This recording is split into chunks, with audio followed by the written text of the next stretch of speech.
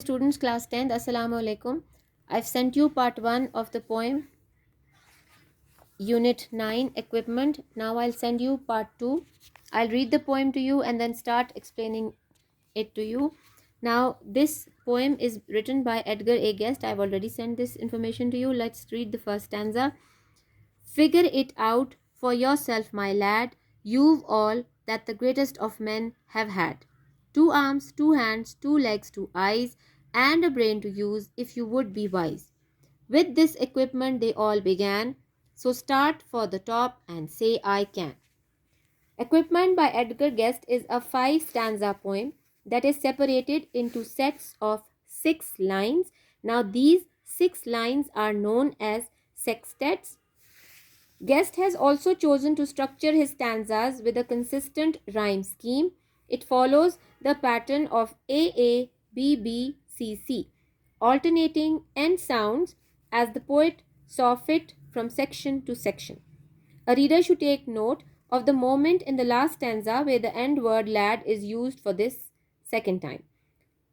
It appears in the first line, opening the poem with an apostrophe or address to an object, or in this case, a specific person. When it appears for the second time, it acts as a bookend, closing the poem's narrative. It becomes clear in the first stanza of the piece that the poet has a very specific theme in mind. He is seeking to compare the equipment of the lad mentioned in the first line to that of the greatest men. The poet's tone is optimistic and encouraging. His speaker creates an upbeat and empowering mood by informing the intended listener they can achieve anything the great men can. The poem begins with the speaker outlining the equipment the listener has, meaning his arms, legs, and brain, and how that matches the greatest of men. They have all started out with the same means that it is up to the lad to make his life work for him. As the poem continues, it becomes clear the speaker looks down on the idea that some men are intrinsically greater than others. This is antithetical to his belief that all people are created by God with the same ability to make a good life. The poem concludes that the speaker telling his listener to get hold of himself. Now, analysis of this poem in the first stanza, and I read the first stanza to you, then I will analyze it for you. In the first stanza of the poem, the speaker begins by addressing his lad. Now, it can be his son or his student. This type of straightforward speech is known as an apostrophe. It makes clear that from the start, who the poem is addressed to or who it is meant for. The speaker wants the reader to know there is one particular person he really wants to hear his words. That does not mean they do not apply to a wider audience. As one will soon realize, the poem's main conceit is based around equality. The first line tells the lad that he is going to have to figure it out for himself, find it out himself. The speaker is referring to life and all the difficulties it puts in one's ways. In the following lines, he tells this poem that the poet is telling the boy that he has everything the greatest of men ever had. There is nothing meaningful separating him from those he might look up to as heroes. The poet is trying to tell the lad, the boy, that there is no difference between him and the heroes that he follows. The only difference is of hard work. The speaker explains what he means by equipment in the third line. He also has a brain.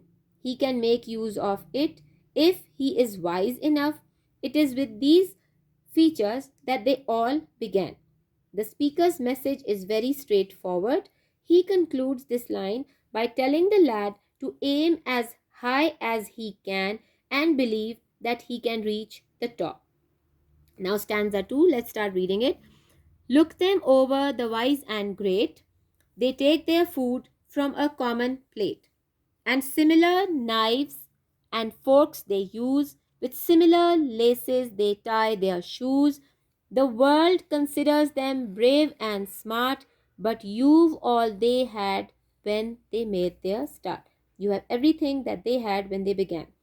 In the second stanza, the speaker returns to the men the lad sees as being wise. There is a certain amount of irony with which the speaker uses the word wise, as if he does not truly believe these men have anything over those not counted among their ranks. The men live in the world as all others do. They eat and use the same or similar knives and forks as the average person. They also tie their shoes with similar laces. Even still, with all these similarities, the world sees them as being braver and smarter than others. The second stanza concludes with another summarizing statement. In case the lad got lost in all of the comparisons, he has all that the most successful men had when they made their start. Now, stanza number 3. You can triumph and come to skill. You can be great if only you will. You're well equipped for what fight you choose. You have legs and arms and a brain to use. And the man who has risen great deeds to do began his life with no more than you. In the third sextet, the speaker uses anaphora or the repetition of a word at the beginning of a line. In this case, he is utilizing you. It begins 4 lines of this stanza. In these statements, he is trying to keep the attention of the lad. He wants to make sure he is understanding the message he has to share. The first line tells the lad that he has the ability to triumph over adversity and make his way through life. He has the capacity to reach greatness if he will only choose it. The speaker goes on to remind the boy that he has the right equipment for the job at hand. His legs and arms are functioning and he has a brain he can use. This line is almost a direct repetition of a similar line in the first stanza, in which the speaker lists out the body parts of all the men that they have the same body parts. The pattern of using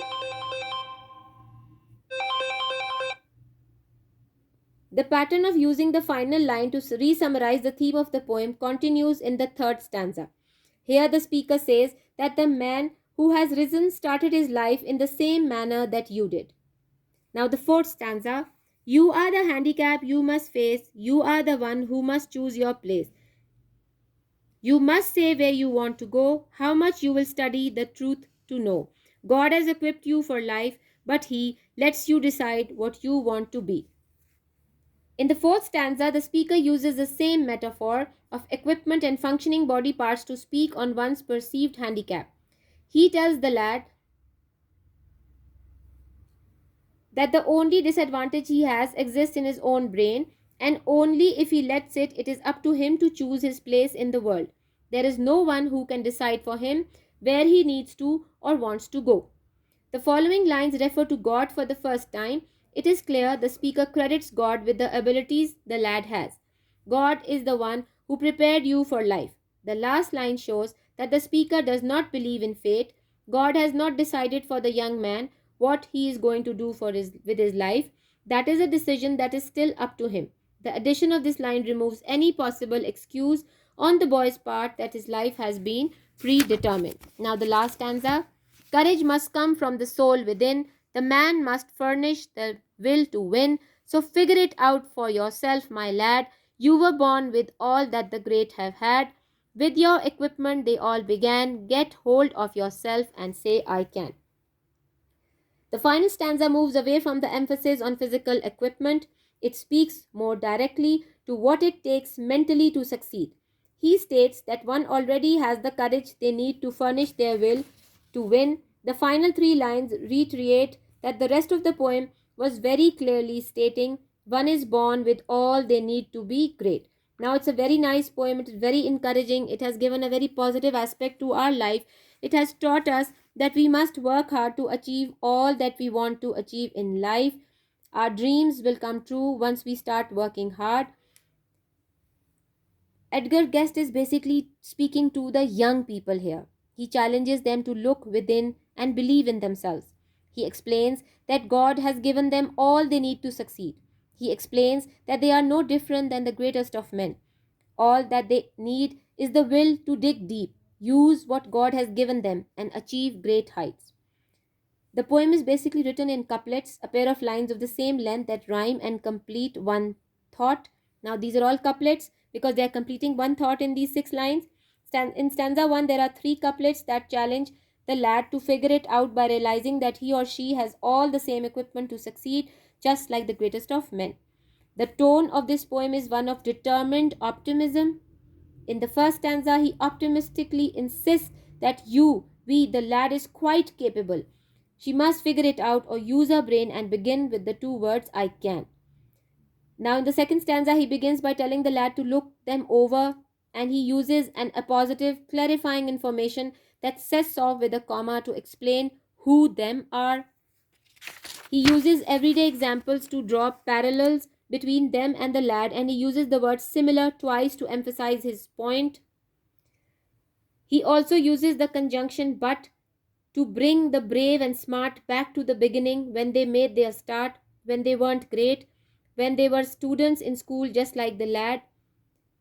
Now, in stanza 3 and 4, you are the handicap you face is a metaphor that tells the student that she creates her own obstacles. Where you are the handicap of your own is you stop yourself from work yourself. Nobody does that. When you don't want to work, you don't let anyone help you. He uses anaphora, repetition of a word or phrase at the beginning of the successive lines to shift the focus to you. His goal is to get the individual to see herself or himself as one who can do it.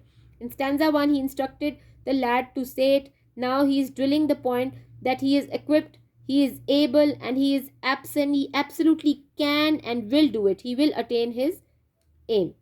In stanza 4, he instructs the student to get out of his own way, speak truth over his life, study hard, and believe that God has equipped him to succeed. In stanza 5, he uses strong words like courage and soul and will to speak or to spark determination within the lad. He repeats his opening line, figure it out for yourself, my lad, to remind the lad that ultimately he must put in the work in order to succeed.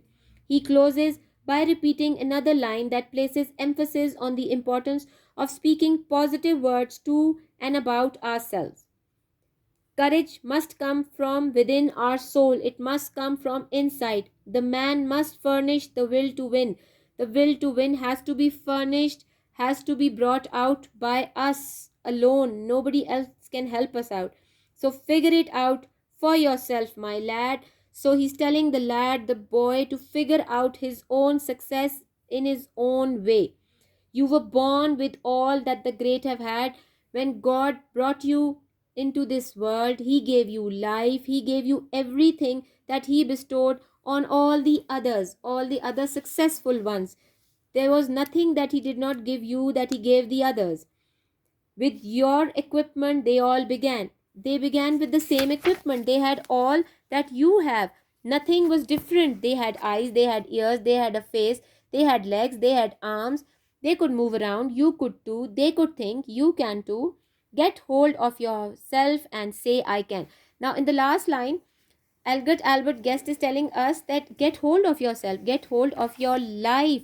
Think of what your aim in life is and say, I can, and I will achieve whatever I have ever thought about or whatever my plans in life are.